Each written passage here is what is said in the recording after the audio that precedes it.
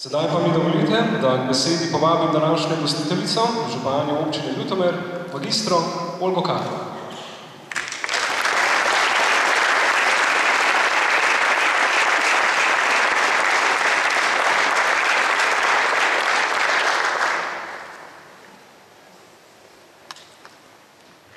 Drage dame in gospodje, težko je biti pogumen, ko stojiš pred veliko nevarnostjo. Še večji pogum pa je potreben za soočanje z nejasnim, negotovim, napadalnim strahom, ki vznemirja zaskrbljenega duha. Če si sposodim znani citat, potem je to svet velikih, tihih junakov.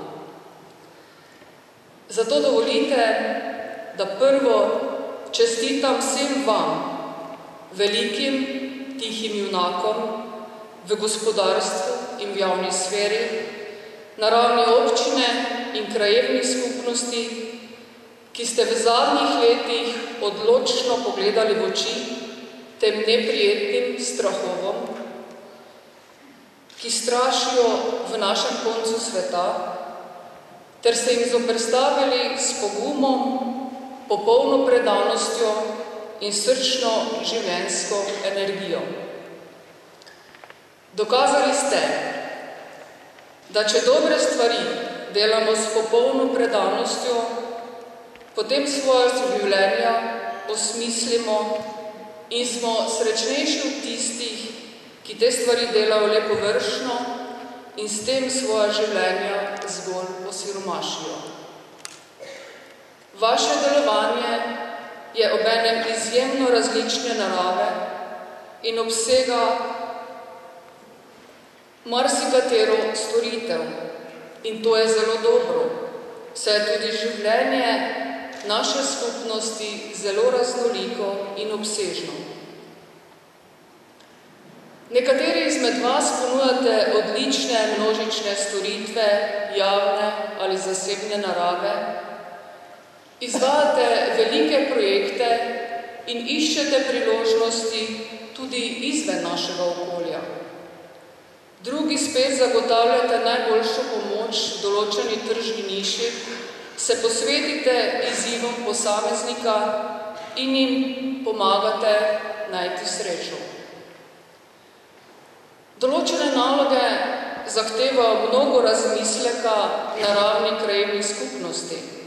Številne pa terjajo pogled stališča celotne občine in njene vpetosti v širše okolje.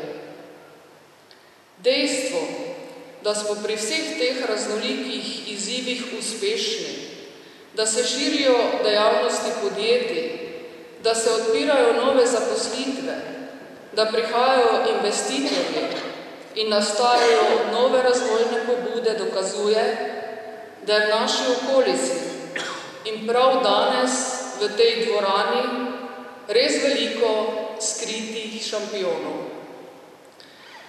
Zato sem vesela, da smo v minulih letih vsi skupaj dobro sodelovali. Torej gospodarstvo, zavodi, krajevne skupnosti, društva in občina. Še bolj sem vesela, ker ste prav vsi odprli srca in naklonili čas skupnemu razmišljanju o najboljših ukrepih za doseganje uspeha. To ste storili kot posamezniki, društva in organizacije, kot tudi v rednih oblikah sodelovanja, še posebej v sklopu obrtno-podjetniškega strateškega sveta. Zahvaljujoč našemu dobremu sodelovanju ni prišlo zgolj do predlogov in novih idej, ampak tudi do konkretnih rezultatov, kot so spodbude za mlada podjetja in druge razbremenitve gospodarstva. Zasluga za ta spodbuden občutek, da stvari gredo na bolje, gre vsem vam, spoštovani, ker z vašim delom držite gor naše gospodarstvo. Uspevate v težjih razmerah zagotavljati vse storitve in skrbite za to, da pri razvoju občine nikoli ne spregledamo razvojnih potencialov naših krajev in vasi. In s tem izhodiščem smo zelo dobro pripravljeni na vstop v novo obdobje, ki je pred nami.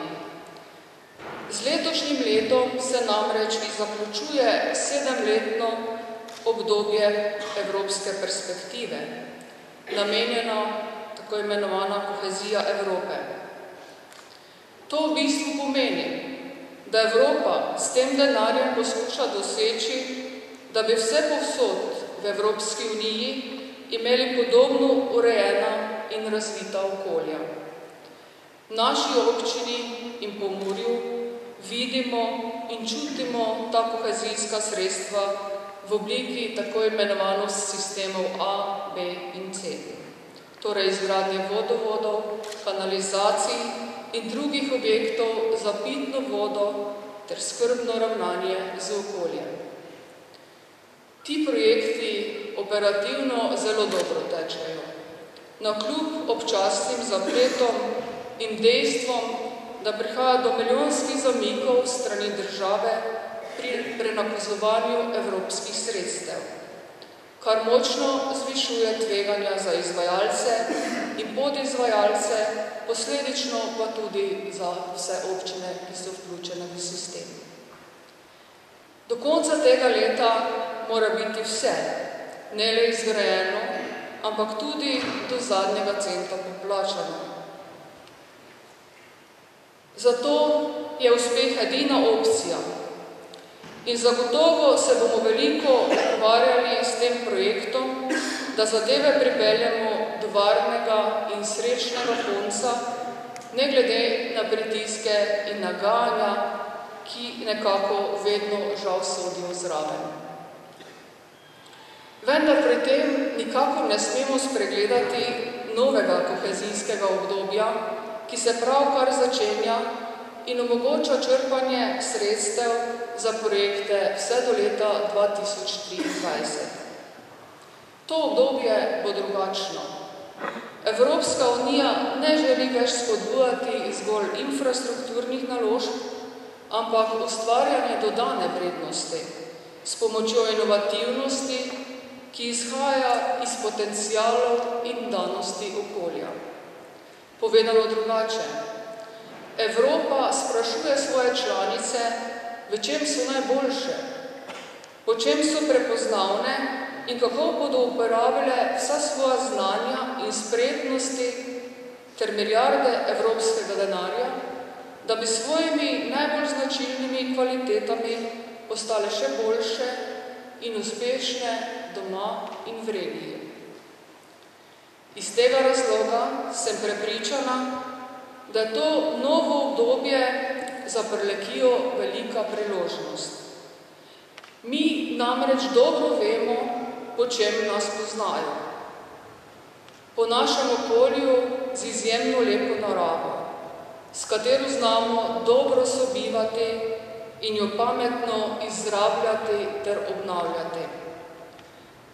Poznajo nas po naši zgodovinski ljubezni do vina in hrane, po izjemnem odnosu do zdravja in do kakovosti življenja.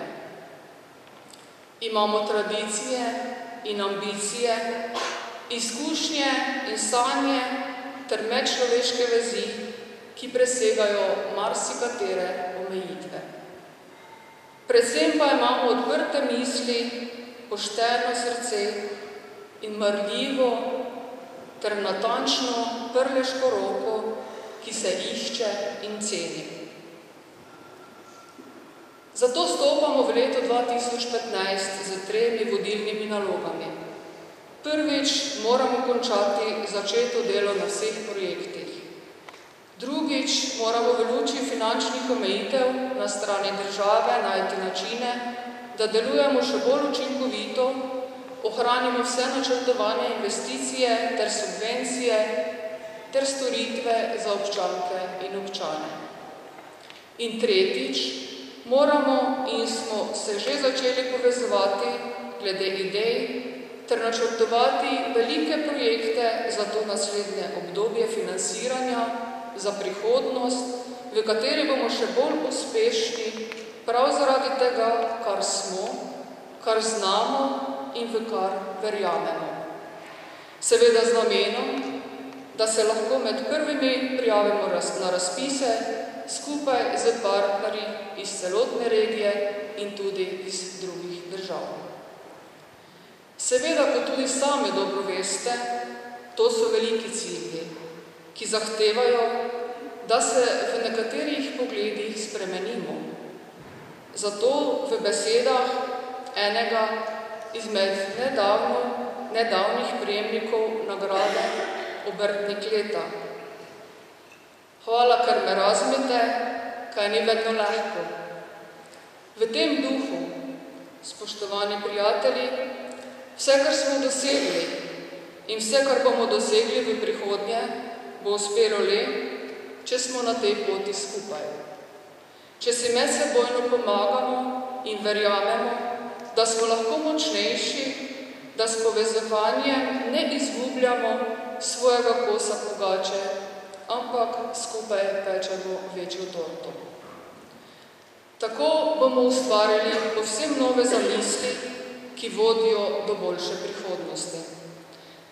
Naj pride, kar hoče. Naj se spremeni, karkoli se bo spremenilo.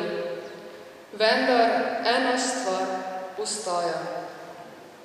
Kdo smo, kje smo in kaj vse zmoremo. Hvala lepa.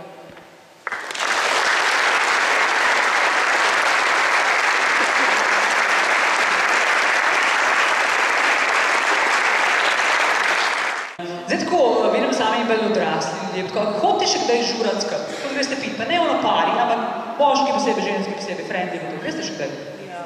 Če? Ker zelo rada rečem, posebej mlajši, če gre družba, če greš po parih je drugo, malo pari več pazijo na se. Tako da če en dol pade, ga pač to več vlete domov. Če ste pa tako famo frendi, je pa tako, da se napiješ in imaš nekaj obveznosti eno drugega in se zgodi, da kdo preveč spije in ne more več. In gre domov. dajte lepo vedeti svojim frendom, da ste šli domov. Ko oni drugače vas iščejo po WC-jih, grbovih, ko vejo, kaj se vi za tam. Jaz, ko sem pijana, sem bila kulturna in odgovorna. Ko smo šli enkrat pit v en diskač, in sem si mogla več, in sem šla do neznamega človeka in sem rekla, stari, jaz sem zdaj domov. In sem šla, in sem prišla do name, in sem rekla, aha, v Ljubljani sem. Locirala sem se. In zdaj, če si v Ljubljani, ki nehaš piti, in malo tako ura, da trole ne vozijo več, niti ne vozijo še. In kaj takrat narediš? Pokličeš taksi. Dober večer, en taksi, prosim. Pred namo. Mislite, gospod Kosmiljok se po noči javljajo pijanim idiotom. Veš, ko se zgodi, da imaš še pa vpraša, kje pa ste? Tle! Kdaj pa bo? Čez 15 minut, lepša hvala, lahko noč. In pa sem sedela na avtobusno postajo in sem sedela nekaj časa, ne vem, koliko časa. V enem momentu so se četvorne lučke pripeljale. Lahko bi bil policaj, cestar, vesoljci bi pristali, bi šla v avto, bi rekla na Dolenjsko cesto. In če si pameten, si tiho. In drugače. Nekaj pisnica. Kaj pa želja potroc? Ne bom imela naslonjene roke nedelati v nacionalu. In potem sem spomnila točno, ko sem prišla do frendice, ker sem prespala. Vse, kar vem je, da sem odprla vrata, sem zgledala, copati, spalna srajca, ona. In kaj naredi normalen pijan človek, če zagleda nekoga, ki mu je pomemben, ali pa še huje, da je on trezen. Tudi ti se narediš treznega. Kako pa to zgleda? Nekako tako. Recimo, dober večer, šef. Tleda smo v Ljutomer prišli na eno pico. In lepo se mejte, zdaj pa grejem jesti. Počasno.